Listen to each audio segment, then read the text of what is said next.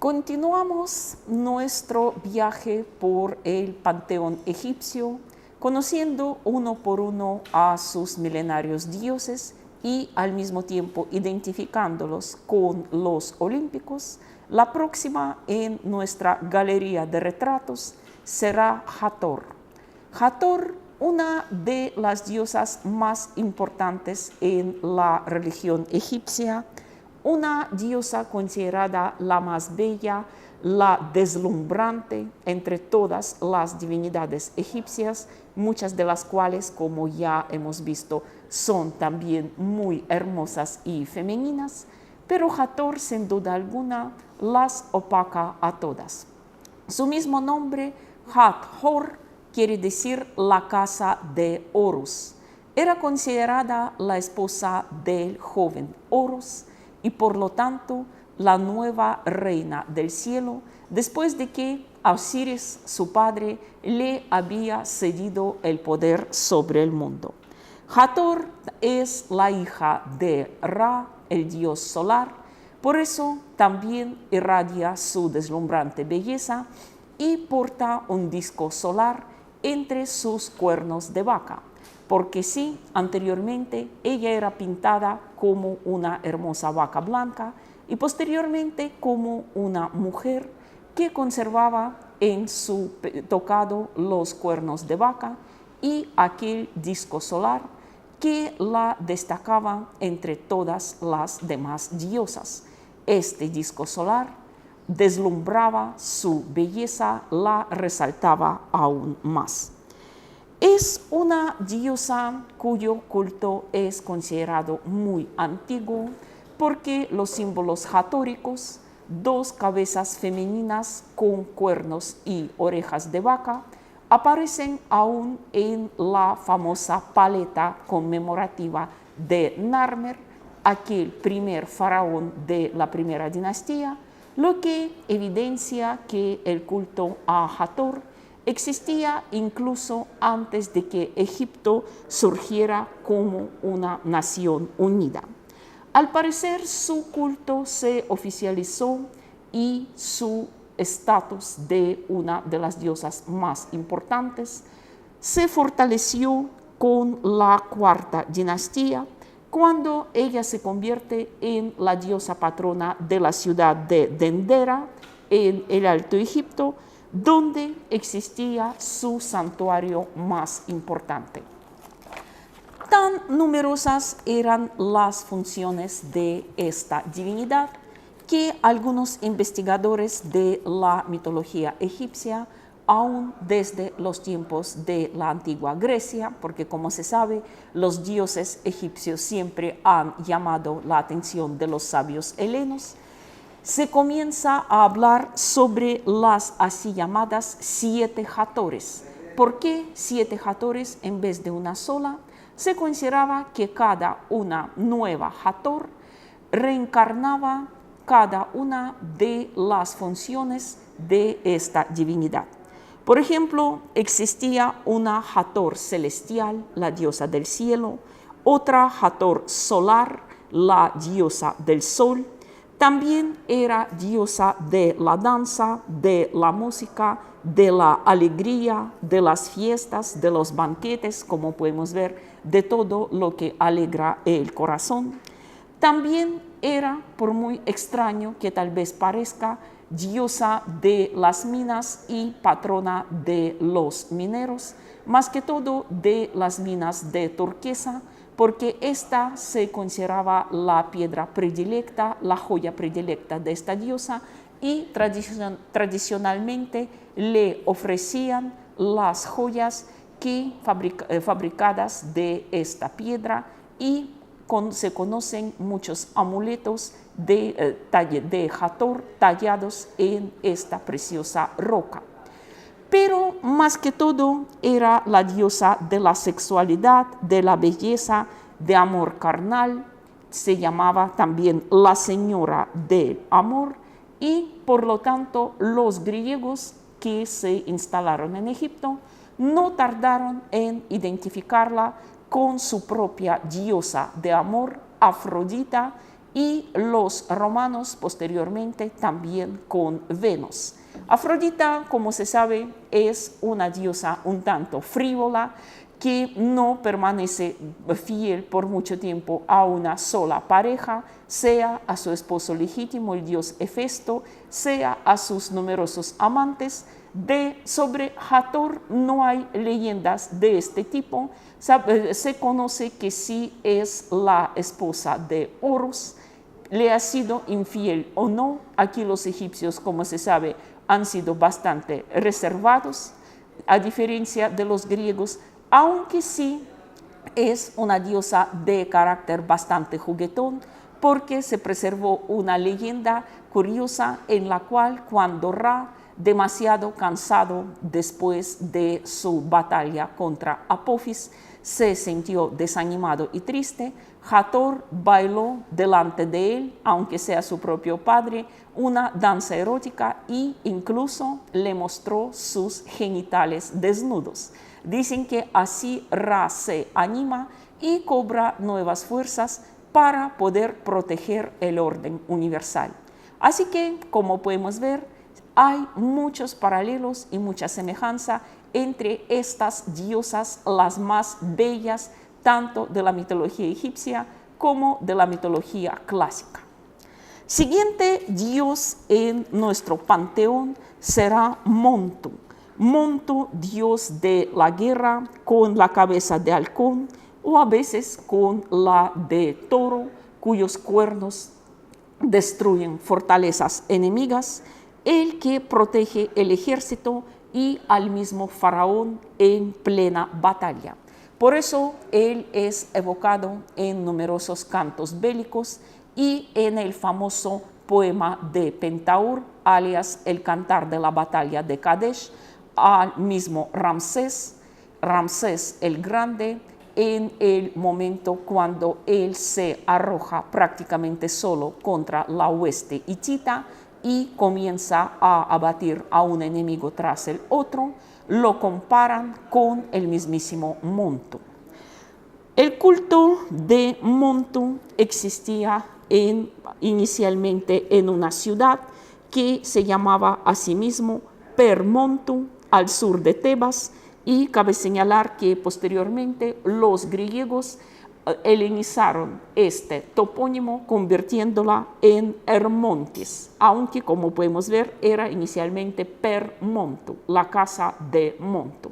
Montu es el hijo primogénito de las dos divinidades supremas, Amón y Mut, que, como se sabe, para los griegos eran lo mismo que Zeus y Hera. Por lo tanto, no es de extrañar que Montu, hijo de los dioses supremos, se convirtió en el análogo egipcio de Ares, el dios griego de la guerra, y su análogo romano, el dios Marte. Así como podemos ver, entre estas dos divinidades también hay muchísimos paralelos. Aunque no sabemos nada sobre las locuras, sobre las extravagancias de Montu, sin embargo, parece que Ares, en este sentido, muy pronto comienza a convertirse en su segundo yo. Para los griegos, estos dos eran idénticos.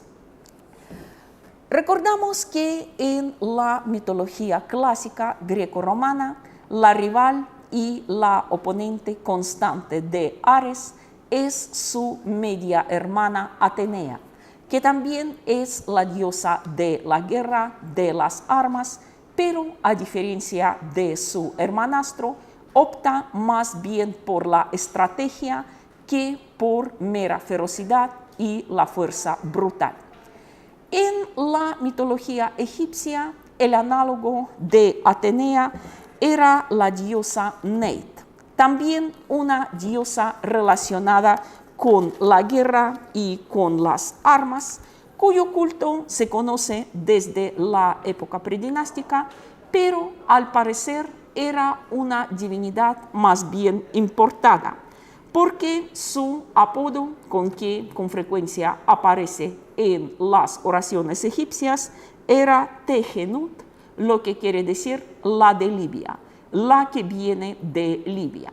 Recordamos que los libios, aquel pueblo que vivía al noroeste del delta del Nilo, con frecuencia se enfrentaban a los egipcios, evocando a su gran diosa guerrera, así que los egipcios consideraron que posiblemente sería prudente honrar a esta diosa y traer su culto a orillas del Nilo.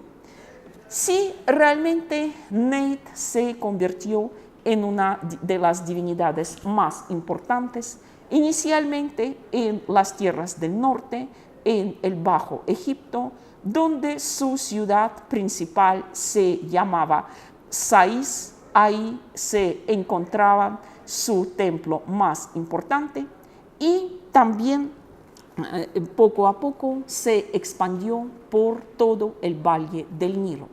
Es curioso que la primera reina conocida del Egipto Unido, la esposa de Narmer, el primer rey de la primera dinastía, se llamaba Neith-hotep, lo que quiere decir Neit está satisfecha o Neit está contenta. Posiblemente se trataba del primer matrimonio dinástico conocido en la historia de Egipto, porque las raíces del nombre de esta reina, sin duda alguna, se remontan al Bajo Egipto. De tal modo, con esto, Narmer, casándose tal vez con la hija, con la hermana o con alguna otra familiar de su enemigo derrotado, el rey del Bajo Egipto, legitimaba su poder sobre las dos tierras.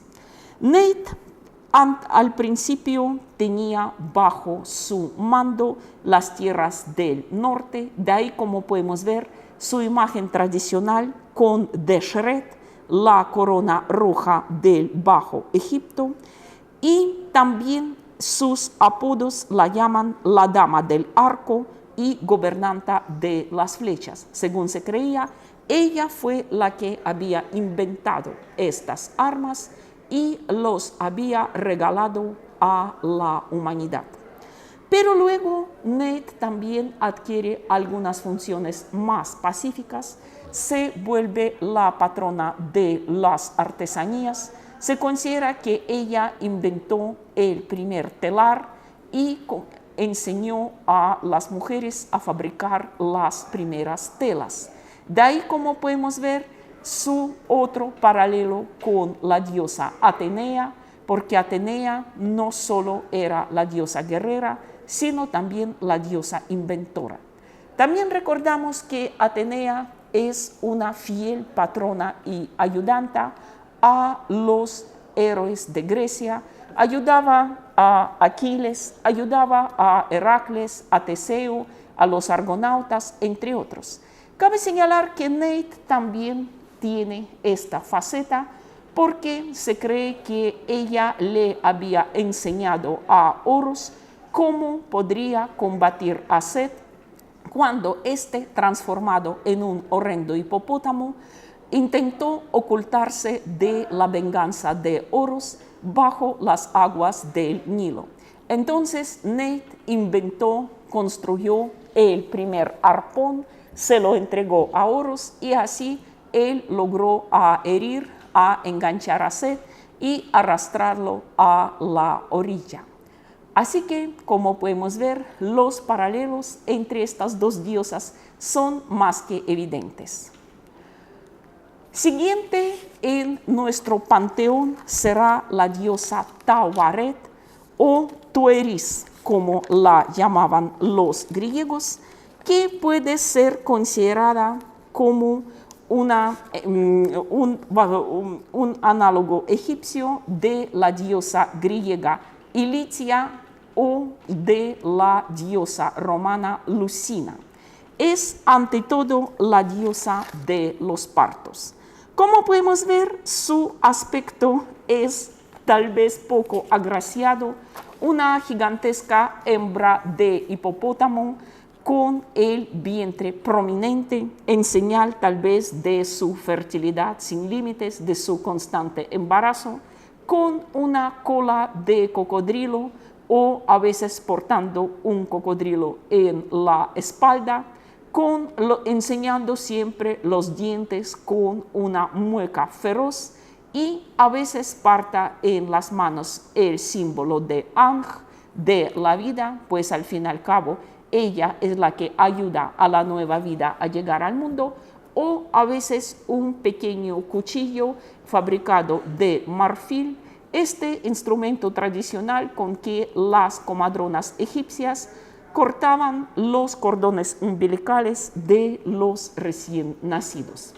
Así como podemos ver, está plenamente armada para defender a la nueva madre, al niño, y también garantizarle su supervivencia. Puede surgir una pregunta: ¿por qué los egipcios para encarnar la maternidad escogieron un ser tan poco agraciado y a primera vista tan poco maternal? Tal vez porque cazando hipopótamos a orillas del Nilo, se percataron de que ningún animal defiende a sus crías con tanta abnegación, con tanta ferocidad, como lo hace la hembra del hipopótamo. Realmente una madre hipopótamo es temible en su furia. Por eso convirtieron a esta divinidad en la patrona de los niños recién nacidos. Es curioso si por alguna razón el niño recién nacido se negaba a tomar la leche de los senos de su madre o de una nodriza para que no se muriera de hambre, los egipcios ya en aquel entonces acudían a los biberones, y es curioso que la forma de estos biberones era como una hembra de hipopótamo, la figura de Tawaret, para que protegiera esta leche y le ayudara al niño a sobrevivir. Así que otro paralelo: Tawaret, Ilitia y Lucina. Tawaret, la misteriosa del horizonte, la guardiana de nueva vida. Siguiente en nuestra lista de dioses será Ptah. Ptah, señor de la magia, el gran constructor, deidad patrona de la ciudad de Menfis, dios que, según creían los egipcios, había creado a sí mismo. El sumo sacerdote de este dios también llevaba el título del gran constructor o del maestro constructor. Es más, la misma palabra Egipto, usada por primera vez en los poemas homéricos, viene del nombre de este dios, más bien de la palabra Hakapta o Hekupta, lo que quiere decir la fortaleza del espíritu de Ptah. Hakapta, Aegyptos en griego, Egipto. Así que era el dios que en gran parte le había dado el nombre al país entero. Es un dios relacionado más que todo con la construcción, patrón de los ingenieros, de los arquitectos, de los albañiles, y por lo tanto los griegos que se instalaban en el Valle del Nilo de una vez lo habían identificado con su dios Hefesto.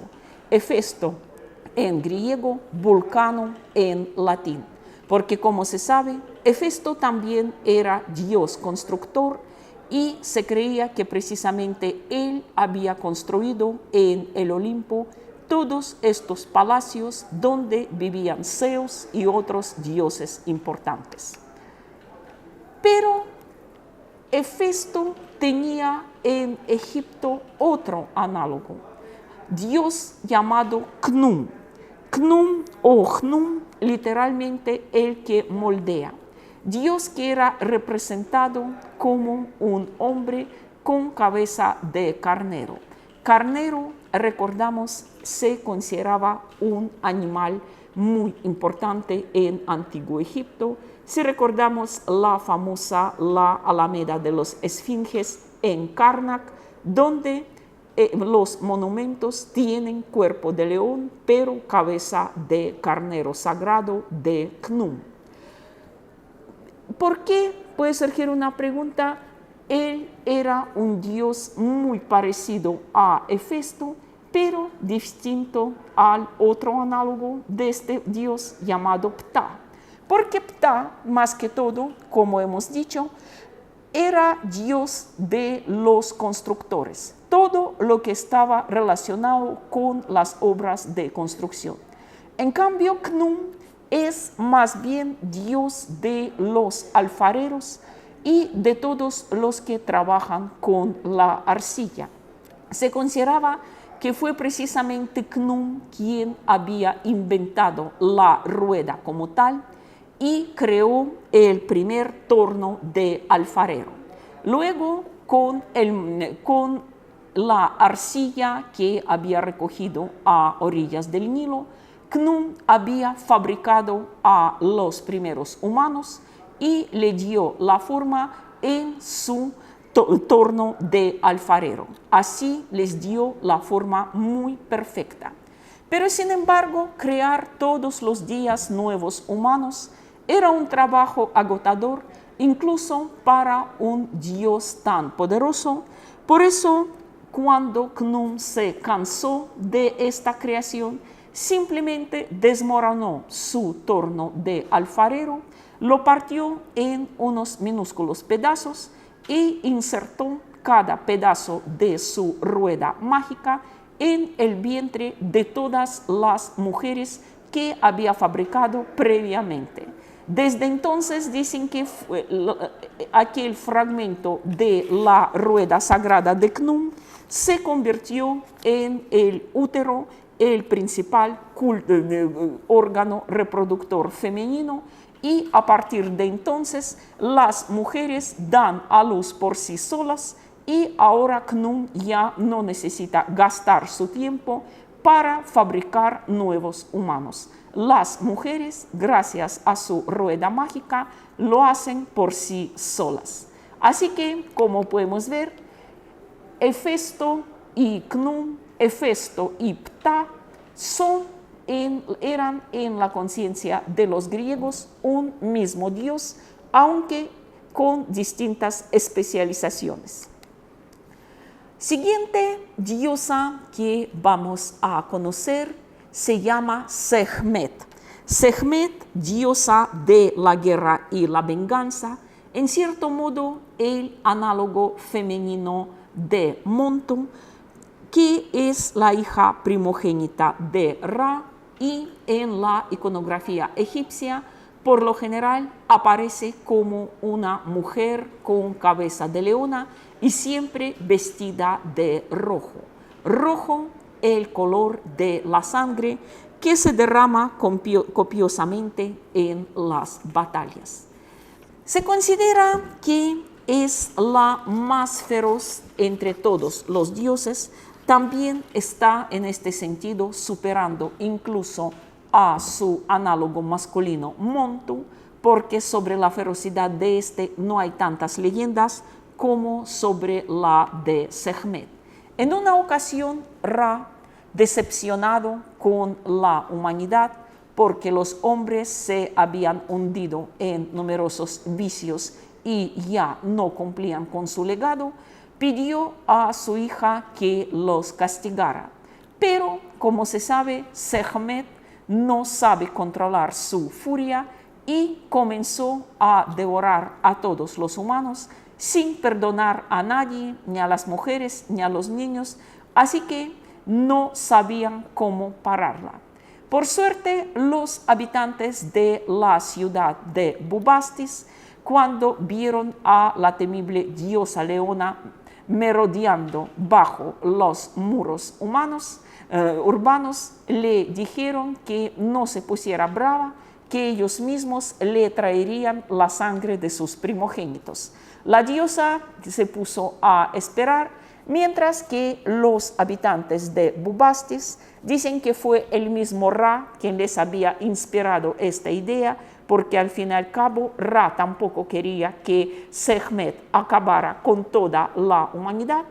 Entonces los humanos fabricaron una gran cantidad de cerveza a base de espelta roja, por cuyo color podía pasar por sangre humana, la virtieron en grandes tinajas y la colocaron en las puertas de la ciudad.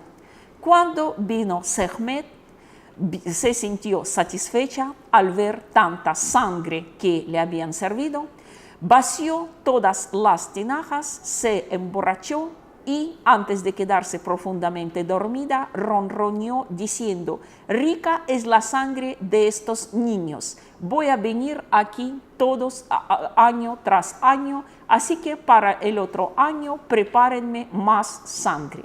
Dicen que fue entonces cuando Sekhmet, ya pacificada, tranquila, se transformó en Bastet, la gata doméstica. Bueno, de todos modos, era mejor rendir culto a una leona borracha que a una leona asesina. Así podemos decir, comenzaron a celebrar en honor a Sekhmet, o en su variante más pacífica, Bastet, la gran fiesta de embriaguez en Bubastis. Cada año preparaban una gran cantidad de fuerte cerveza roja para apaciguar a la leona sagrada.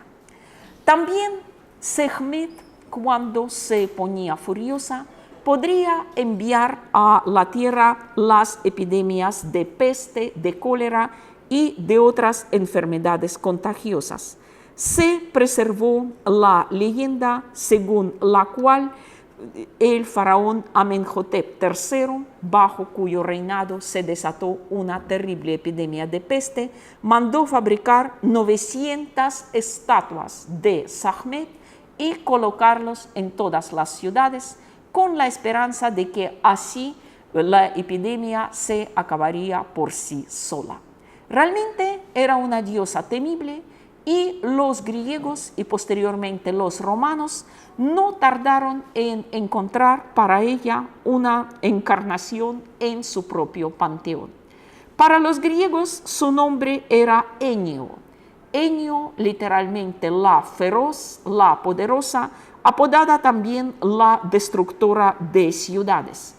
Ella era, según una versión, la esposa, según otra, hija o hermana de Ares, dios de la guerra, quien lo acompañaba a la batalla conduciendo su carro de guerra, y los romanos la convirtieron en su propia diosa Belona, de ahí la palabra latín bellum, lo que quiere decir guerra, de ahí bélico, belicoso, entre tantas otras palabras.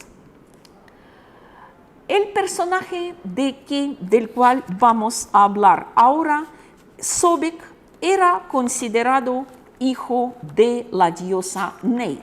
Neit ya la mencionamos, una diosa que para los griegos era identificada como Atenea. ¿Cómo podrían encontrarle un análogo en el panteón griego? Que por un lado tomamos en cuenta en Grecia no hay cocodrilos y por otro lado Neit o su análogo griego Atenea era considerada por los griegos como una diosa virgen. Pero entonces, ¿de dónde vendría este personaje? Cabe señalar que inicialmente a Sobek o Sebek lo adoraban en un oasis llamado el Fayum, donde había un lago donde habitaba una gran cantidad de cocodrilos sagrados, y el nombre de este sitio en egipcio era Shedit, y los griegos posteriormente lo transformarían en Crocodilópolis, literalmente la ciudad de los cocodrilos. Pues a pesar de su temible apariencia, Sebek era considerado un dios benigno relacionado con las crecidas del Nilo. Según una versión, el mismo Nilo había nacido del sudor de Sebek y sin él Egipto jamás habría podido existir. Simplemente el desierto tragaría todo el valle del Nilo, de no ser por el bondadoso Sebek, quien profusaba las inundaciones regulares. También se consideraba Dios patrón de los pescadores. Para tener buena pesca tocaba rezarle a Sebek, pero tampoco se permitía sacar todos los peces de un solo sitio, dejar unos cuantos en el río para los cocodrilos. De lo contrario, los cocodrilos, privados de su alimento habitual, atacarían a los seres humanos. En cuanto a la genealogía de este dios tan curioso, era considerado hijo de Neit y su padre era dios Khnum. Neit y Khnum, según la tradición egipcia, eran esposos oficiales. Pero entonces, ¿qué pasaría en la mitología griega? Recordamos que Atenea, al menos tal como se creía en Atenas, en Ática, el centro de su culto, nunca había tomado ni esposo entre los dioses, ni tampoco amante entre los mortales. Sin embargo, se le conocía una aventura, aunque un tanto extraña, con Hefesto. Dicen que Hefesto había asistido el nacimiento de Atenea, quien, como se sabe, no nació del vientre materno, sino de la cabeza paterna. Él le abrió el cráneo a Zeus, le hizo una especie de trepanación para que su hija pudiera salir de su cabeza. Y como Atenea había nacido de la cabeza de Zeus, siendo ya una mujer adulta, hermosa, ataviada con las armaduras, Hefesto se enamoró de ella perdidamente. Aunque ya estaba casado con Afrodita, la más bella de las diosas, como se sabe, Afrodita nunca le había sido fiel y por eso Hefesto muy pronto se dejó prendar por Atenea. Pero Atenea, dando su voto de virginidad, rechazaba a todos los cortejos. En una ocasión, cuando Atenea, desnuda, estaba haciendo sus ejercicios en la cima de la Acrópolis, la montaña, una colina en Ática, Hefesto la sorprendió, intentó violarla, pero Atenea, siendo diosa guerrera bien entrenada, rechazó su ataque, pero la excitación de Hefesto era tan grande que eyaculó sobre el muslo de la diosa. Atenea, indignada, se limpió con un copito de lana y lo arrojó al suelo. Sin embargo, Gea, la madre tierra, consideró que el semen de un dios que había estado en un contacto, aunque tan solo, digamos, superficial, con el cuerpo de una diosa, no podría ser desperdiciado. Durante 9 meses, ella actuó como el vientre prestado. Incubó en su seno este copito de lana que al cabo de 9 meses se convierte en un bebé recién nacido. A este bebé Gea lo entrega a Atenea. En realidad lo hace bien, porque al fin y al cabo ella actuó solo como incubadora. Biológicamente, este niño, quien recibió el nombre de Erictonio, lo que significa la conmoción de la tierra, porque su nacimiento realmente había conmovido las entrañas de Gea, pero biológicamente era hijo de Atenea y Hefesto, quien posteriormente se convirtió en el primer rey de Atenas, ciudad a quien le puso el nombre en honor a su madre biológica. Y también, como dice una leyenda, este personaje, Erictonio, al nacer, en vez de las piernas, tenía 2 colas de serpiente. Y luego, esto, sin embargo, no le impidió tener una vida plena y convertirse en un rey grande y poderoso. Así que, como podemos ver, sí se pudo encontrar un análogo a Sebek en la mitología griega. Al fin y al cabo, no era un cocodrilo, pero cocodrilos y serpientes al fin y al cabo son reptiles y esto no se impidió a identificarlos. Y posteriormente la diáspora griega en Egipto ya no adoraba a Atenea como la diosa virgen, sí había perdido esta categoría porque se consideraba que Hefesto simplemente se casó con Atenea después de divorciarse con Afrodita. Y Atenea aceptó. Esta vez sí aceptó porque, como se sabe, a Atenea no le gustan los tontos y Hefesto, aunque cojo, aunque feo, no era nada tonto. Tal vez el más astuto entre todos los dioses varones. Y por lo tanto tuvieron a Sobek o Erictonio de una forma natural, sin necesidad de acudir a ningún vientre prestado. Como podemos ver, una fusión muy interesante de las dos mitologías y de los dos personajes.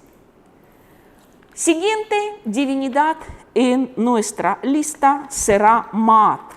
Maat, la justicia divina, la diosa que encarnaba el orden y la armonía celestial, equilibrio cósmico y también la justicia, como divina o humana. Su símbolo era la pluma de avestruz que se utilizaba en el juicio póstumo de Osiris en su balanza sagrada para ver si el difunto era digno o indigno de pasar a la vida eterna.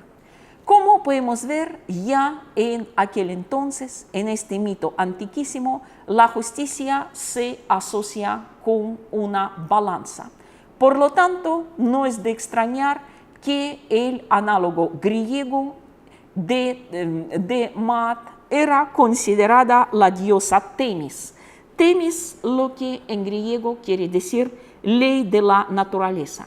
Era una diosa preolímpica de la generación de los titanes, la madre de las tres parcas o moiras, las regidoras del destino humano, y posteriormente en la mitología romana se identificó con la diosa Justicia, es decir, la justicia. A ella todo el mundo la conocemos con su espada, con la venta sobre sus ojos y con su balanza sagrada, que de una vez evoca la balanza de Maat en el juicio de Osiris. Min, dios de la fertilidad, la vegetación, la lluvia, protector de los campesinos, que con frecuencia se invocaba en las fiestas campesinas, en las festividades agrarias, dios muy antiguo, también relacionado con la época predinástica, y su imagen es reconocible en todas las pinturas, en todos los relieves, en todas las esculturas, porque lo caracteriza un miembro viril siempre erguido.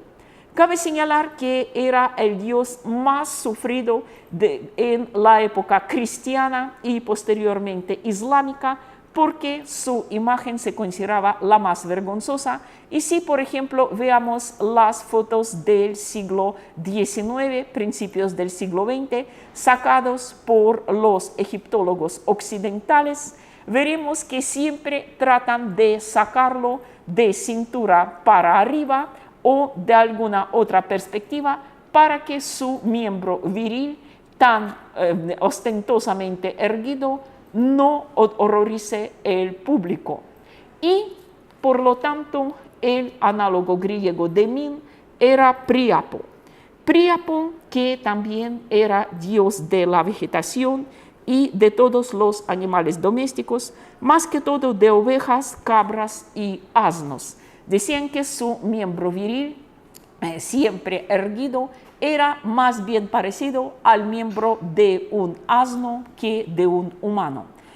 ¿De dónde venía este miembro tan descomunal? Habían varias versiones, porque es considerado hijo de Afrodita y de dos padres distintos, que Afrodita en aquel entonces mantenía una relación amorosa con el dios Dioniso, dios de vino, y también con un humano llamado Adonis. Por lo tanto, el niño nació con este miembro que era como el doble de tamaño. Eran miembro de sus dos padres. Y en la mitología romana también existía un dios llamado Facinium o Facinius, cuyo símbolo también era un pene erguido. Así que, como podemos ver, a este dios, tal vez el más ambiguo, el más escandaloso de la mitología egipcia, también le encontraron un análogo en Grecia y Roma. Khonsu, dios de la luna, cuyo nombre significa viajero o peregrino, quien junto con dios Tot estaba a cargo del tiempo y del calendario, y era hijo de Mut y Amón, los dos dioses supremos del cielo egipcio. Pero en la mitología griega vemos aquí hasta un cambio de sexo, porque como se sabe, tanto para los griegos la diosa Selene como su análogo romano, la diosa cuyo nombre era simplemente Luna, era de sexo femenino, era de la segunda generación de los titanes. Así que, como podemos ver, cuando se podía, incluso se cambiaba el sexo de una divinidad. Para los egipcios, Khonsu era un dios eternamente joven. Como podemos ver, uno de sus atributos es el bucle o el mechón de la infancia en la cabeza. Por lo tanto, sus rasgos masculinos no eran tan marcados como en otras divinidades. Así que no había problema de convertir un dios en una diosa o viceversa. En cuanto a un personaje real, histórico, llamado Imhotep, quien, como ya sabemos de nuestra conferencia acerca de las antiguas dinastías, la dinastía tercera, era el gran matemático, el gran médico, el gran arquitecto, astrólogo y constructor, a quien al parecer le pertenece la idea de la primera pirámide, la así llamada pirámide escalonada del faraón Djoser. En fin, era el primer científico cuyo nombre se preservó en la historia. Un humano que después de muerto fue divinizado y se convirtió en el dios patrón de todas estas ciencias. Incluso a él, aquel personaje real de la historia egipcia, los griegos le encontraron un análogo en su panteón, Asclepias, o en latín Esculapio, el dios griego y romano de la medicina y de las curaciones, quien, como se sabe, también había nacido como mortal, fue fulminado por Zeus con su relámpago. ¿Por qué? Porque resucitaba a los muertos y con este profanaba el orden natural de las cosas. La gente simplemente había dejado de morir, pero Apolo, su padre, lo resucitó, lo volvió a la vida, aunque ya bajo la forma de Dios. Y precisamente por eso los griegos adoraban a Imhotep más que todo como un gran médico, porque, como se sabe, Asclepio o Esculapio era más que todo dios de los médicos. En cuanto a los héroes, algunos de los héroes griegos también encontraron un nicho en el panteón egipcio, como por ejemplo Herishef, dios de la justicia, servidor de la diosa Maat, quien aparentemente no era de gran renombre en la religión egipcia, pero los griegos, al comenzar a identificarlo con su propio gran héroe, Heracles y posteriormente en la época romana Hércules, también comienzan a atribuirle a Jerichef todas sus hazañas. Como si cuando la diosa Maat ve que algo en el mundo marcha mal, ella envía a Jerichef para que la justicia triunfe, para que los villanos sean castigados. Así como podemos ver, hasta para los héroes había un lugar. O a veces simplemente surgían nuevos dioses, como la fusión de los antiguos cultos. Por ejemplo, los egipcios desde los tiempos remotos adoraban al toro sagrado llamado Apis, dios de la fertilidad, que según se cree había nacido cuando un rayo del sol se cruzó ocasionalmente con el rayo de luna. Dios que llevaba consigo la luz, la vida y la prosperidad. En cierto modo, algunos lo consideran como el análogo, como el prototipo real de aquel becerro de oro que aparece en la Biblia.